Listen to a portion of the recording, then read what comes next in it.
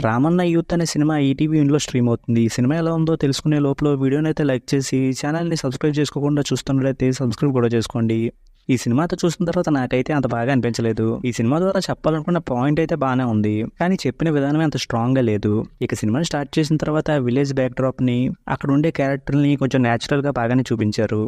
ఇంక సినిమాలో ఉన్న మెయిన్ క్యారెక్టర్లు అయితే ఎమ్మెల్యే చుట్టూ తిరుగుతూ ఆయనలా అవ్వాలనుకుని ఒక కటౌట్ పెడతారు. అది నచ్చని ఇంకో అతను వీళ్ళతో గొడవ పెట్టుకుంటే ఒక రోజులో ఎమ్మెల్యేని కలిసి మేము ఏంటో నిరూపించుకుంటామని చెప్పి బయలుదేరతారు. వీళ్ళెందుకు ఎమ్మెల్యేని కలిసారా లేదా, కలవడం కోసం ఎలాంటి ఇబ్బందులు పడ్డారు అనేది సినిమా. ఈ సినిమా స్క్రీన్ ప్లే అయితే చాలా స్లోగా ఉంది. సినిమాలో ఉన్న మెయిన్ క్యారెక్టర్లు కొంచెం ఓవర్ గా రియాక్ట్ అవుతూ కావాలని గొడవ పడుతున్నట్టు ఉంటాయి. అలా ఉండడం వల్ల ఆ క్యారెక్టర్లకి అయితే నేను అసలు కనెక్ట్ అవ్వలేకపోయాను. ఇంకా వీళ్ళు వెళ్ళి ఎమ్మెల్యేని కలవాలి అనుకునేలాగా మనకి స్ట్రాంగ్ ఎమోషన్ క్రియేట్ చేయలేకపోయారు. ఇంకా వెళ్ళడానికి ట్రై చేసే సీన్స్ కూడా స్లోగా చాలా ఎక్కువసేపు చెప్తున్న ఫీలింగ్ వస్తుంది. ఇక సినిమా క్లైమాక్స్ లో వచ్చే కొన్ని ఎమోషన్స్ పర్వాలేదు అనిపించాయి, కానీ వీళ్ళు చేసుకున్న పనులకే కదా ఇలా అయిందనే ఫీలింగ్ వచ్చింది.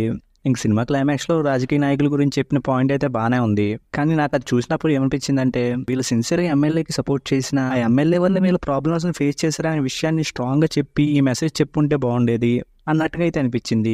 ఈ సినిమాలో అయితే వీళ్ళు సిన్సియర్గా సపోర్ట్ చేసినట్టు ఎక్కడ అనిపించలేదు.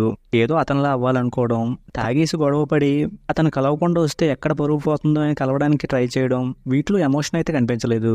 ఇంక ఎమ్మెల్యే సైడ్ నుంచి కూడా పూర్తిగా తప్పు ఉన్నట్టుగా కూడా అనిపించలేదు.